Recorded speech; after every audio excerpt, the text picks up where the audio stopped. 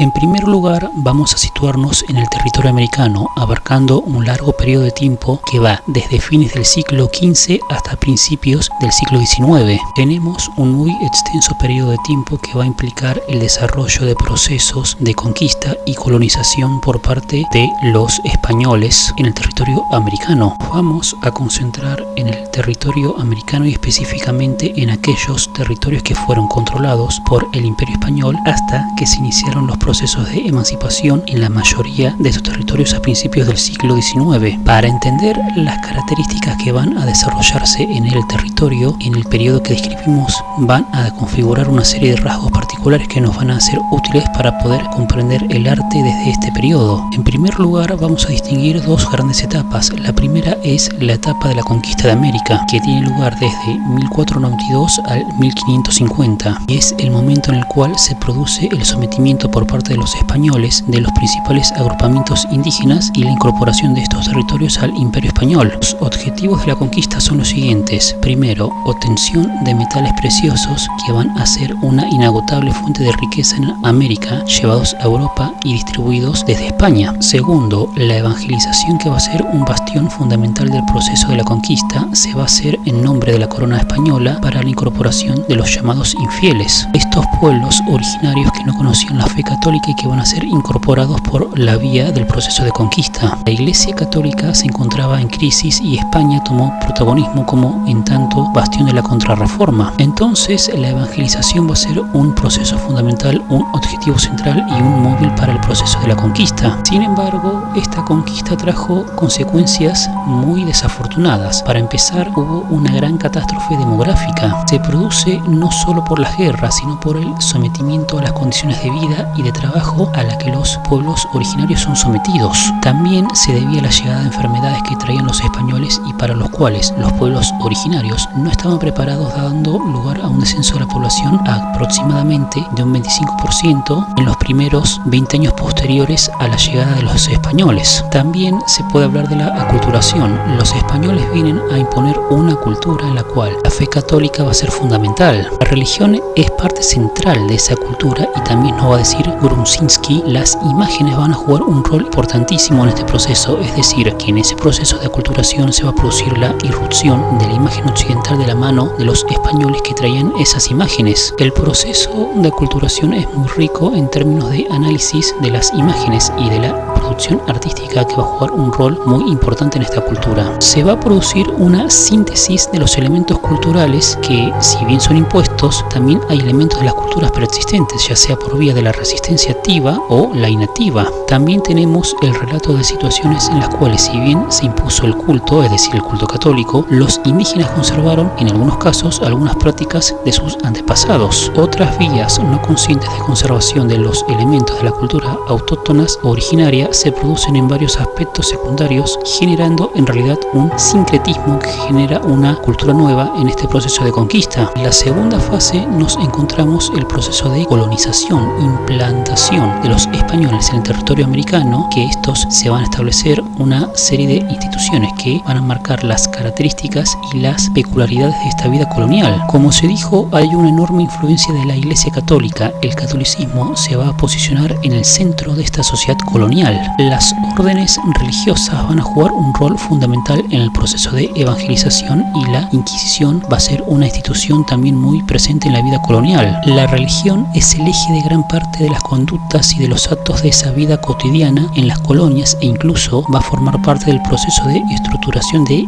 jerarquización social, construyendo desigualdades en el seno de esa sociedad colonial española. A su vez, el Imperio Español va a implementar una burocracia de corte ibérico y un sistema de leyes que van a imponer dificultosamente sobre un territorio que es inmenso, que está muy lejos de la metrópolis. Como se sabe, los reyes españoles nunca llegaron a América, pero bien gobernaron durante cientos de años este territorio y en realidad va a ser siempre un proceso muy complejo. El establecimiento de este orden político que se pretende afirmar en el territorio americano va a ser uno de un orden muy político, muy fuerte en la teoría. Muchas veces las normativas, los órdenes llegan mucho más tarde de lo que se quiere, que son emanadas, y se intenta intentan implementar sobre territorios en los cuales las realidades son sumamente variadas. Por eso, si bien se establece un sistema de virreinatos, gobernaciones, capitanías, toda la estructura de poder será muy amplia e incluso tiene funcionarios coloniales. El virrey es la máxima autoridad política y militar, siendo elegida y enviada desde España, es decir, la estructura política es un sistema fuertemente centralizado y lo va a ser a lo largo de todo el proceso de colonización. Sin embargo, también habrá una enorme dificultad en el control de estos territorios. Se pretendió ejercer el control económico por medio de una economía claramente de extracción de recursos, es decir, una economía primaria. Desde América hacia España, los principales bienes que van a extraer tienen que ver con la producción minera y en diferentes ciclos va a haber una enorme cantidad de plata y oro americano que va a llegar a las arcas españolas. De ahí va a alimentar la economía europea por distintas vías comerciales. Esta economía va a estar funcionando a partir del trabajo indígena forzado. Sobre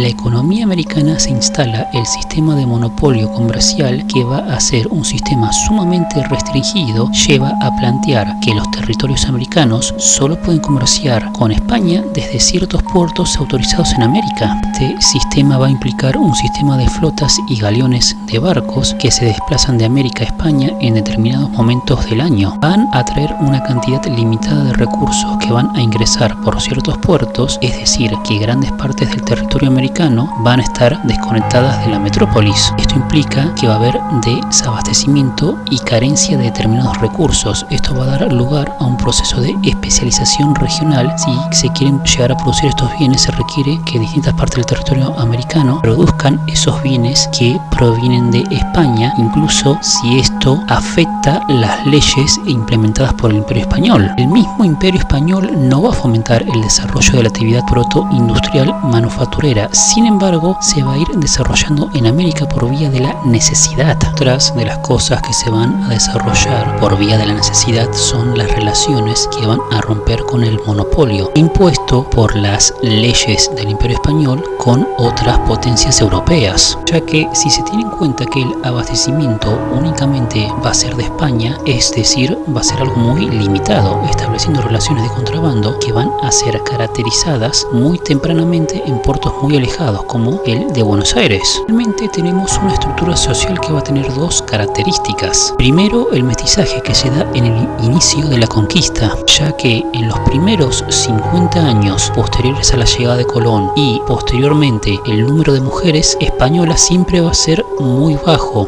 Es por ende que los marineros españoles, en su mayoría hombres, tenían relaciones con mujeres indígenas y del producto de estas nacían los mestizos. La otra característica es que es una sociedad sumamente rígida debido al sistema legal implementado en la colonia. Tiene una cúspide bien definida. Los blancos españoles que viven en América son aquellos que concentran todos los beneficios de esta sociedad y desde ella están en la cúspide. Establece todo un sistema de castas que va a marcar diferenciaciones entre la población y un acceso muy diferente a los recursos, es decir, que va a ser una sociedad muy desigual desde la ley. De esta manera vamos a encontrar una experiencia vital americana en tiempos de la colonia que va a ser caracterizada por ser una sociedad profundamente católica y desigual. Es una sociedad que está un poco lejos del control de la metrópolis y que es sumamente diversa, teniendo anclajes territoriales sumamente diferentes. Por vía de las tradiciones locales, de las distancias, las diferencias geográficas, entre otras, es una sociedad y una economía que va especializándose regionalmente y también es una sociedad profundamente desigual, como se dijo. El arte colonial se lo ve como una expresión periférica provinciana de estas expresiones artísticas europeas que se consideran las centrales. También se hace un análisis de lo que se es plantear una especie de formación de actores que nos van a hablar de expresiones periféricas del arte español, pero que tienen una menor calidad. Cuando se habla de barroco americano, es decir, cuando se adjetiva con el término americano un sustantivo que tendría que ver con una producción surgida en Europa, se está planteando el problema del centro y la periferia. Si cuando nosotros intentamos mirar la categoría de lo barroco como si fuera una categoría pura, tenemos que compararla con una especie de derivación que se daría en América. Estamos ingresando en el territorio del problema de las relaciones centro-periferia. Autores como Checa y Morán van a hablar de un proceso de provincialización del arte barroco en América. Nos van a decir que hay una variación de lo típicamente europeo por mezcla de formas y de tradiciones que confluyen en el arte de América. Se va a hablar del desarrollo de elementos secundarios del arte de la metrópoli en América, planteando todo el tiempo una relación entre lo sucedido en Europa y lo sucedido en América en términos de un supuesto centro que sería Europa y una periferia que es América. Otro tipo de conceptualizaciones de la mano de dos arquitectas argentinas cuestionan profundamente la idea del barroco americano y la idea de centro-periferia. Se van a plantear que las características que definen lo barroco en Europa en el siglo XVII se van a estar desarrollando en el urbanismo americano con anterioridad, provenientes de una síntesis de tradiciones locales europeas. Cuando hablamos de la conceptualización del arte barroco y sus vinculaciones con el arte barroco, estamos constantemente atravesados por este problema de la conceptualización de las relaciones entre centro y periferia. Vamos a elegir nosotros como definición la idea de un arte mestizo, que va a ser un concepto que nos va a permitir comprender estas producciones que tendrían que ver con la producción de imágenes que reúnen en una síntesis original incomparable con otras tradiciones que son ni mejores ni peores, única de elementos procedentes de tradiciones tanto americanas como europeas. Podemos volver a Checa y Morán, que plantean que no solamente tenemos una vertiente española dentro de las tradiciones europeas que van a desarrollarse en América, también tenemos otras vertientes que se desarrollan por la implementación de órdenes religiosas, por sujetos procedentes de otras tradiciones culturales, por ejemplo la tradición de los Países Bajos, que van a desarrollar sus saberes culturales en este espacio y van a aportar esta síntesis cultural. Realmente un aporte importante de la cultura de los pueblos originarios en esta nueva construcción del arte mestizo va a ser la siguiente. Encontramos las producciones establecidas en territorios ocupados por potencias, especialmente por Portugal, pero también por otras potencias europeas. En el territorio español americano hay tres grandes regiones que podemos definir.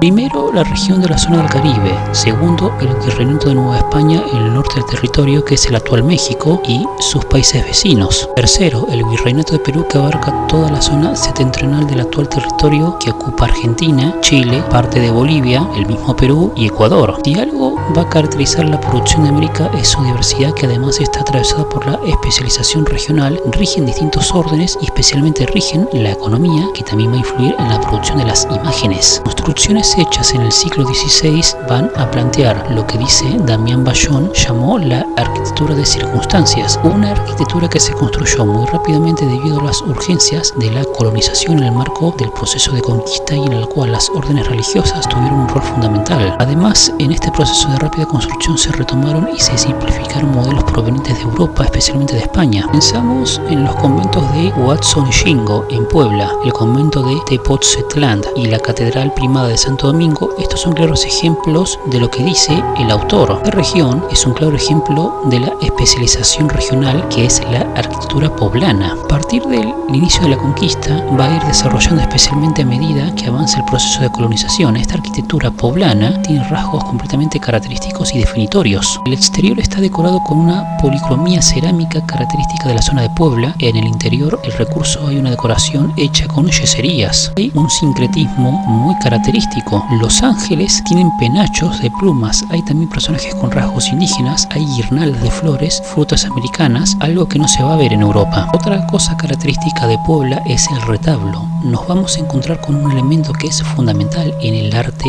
devoto colonial americano, que es el retablo, un elemento que, según Checa y Morán, son un conjunto de elementos suntuarios que tienen un origen en el arte peninsular, pero van a adquirir un nuevo sentido, un nuevo desarrollo específico concreto en el territorio americano. El retablo va a ser una pieza de gran difusión en América y vamos a encontrar retablos hechos con diferentes métodos. Básicamente es un mueble que, si bien tiene una tradición ibérica, su formato original es el de estar justamente ubicado en la zona del frente de la iglesia. Este mueble de madera profusamente decorado va a estar apelando justamente a la profesión ornamental y va a ser un instrumento pedagógico fundamental en este arte devocional americano. Es estructura que apela por un lado a la sistematicidad que va a conformar una imagen didáctica de alguna manera, contiene un cúmulo de información. El retablo, según nos plantean varios autores, va a ser una máquina simbólica, un elemento central de contacto con lo divino. Es una obra que articula la estructura, la arquitectura en la plástica y que en realidad construye una tensión entre lo individual y lo colectivo. Un determinado mensaje constituye un vector para una serie de ideas que están completamente relacionadas con el espacio que ocupa. Esto es lo que sucede precisamente en este retablo retablo de este templo franciscano que se encuentra en San Francisco, que es uno de los ejes de la representación. La iglesia será la institución que va a canalizar la mayor cantidad de encargos artísticos, a los cuales se va a sumar también el Estado español, que está muy lejos de sus súbditos y que necesita la representación de su poder, especialmente en espacio público, para consolidarse. Para transmitir a la distancia la dignidad de ese poder, también van a existir algunos particulares que van a encargar obras para el propio disfrute. En muchos casos vamos a ver a muchos y algunas representaciones de donantes en encargos que son devocionales, pero que están hechos por particulares y que van a implicar también la representación del propio poder de estos últimos. Los tres casos, es decir, en los encargos de la fe o religiosos, en el cargo del monarca y en el caso de los particulares, siempre se busca lo mismo. Se busca representar, es decir, a través de las imágenes se quiere que los súbditos comunes tengan la idea presente de omnisapiencia del poder, que tengan miedo al poder y que a su vez ese poder los envuelva, los apañe de cualquier intento de rebelión, porque no hay ejército más fuerte que el poder de las imágenes. El Estado español era consciente de que si tenía a sus súbditos controlados y pacíficos era algo esencial, porque sabía que si todos se rebelaran su estructura colonial iba a caer. Es por eso que necesitaba convencer a través del arte que no se rebelasen.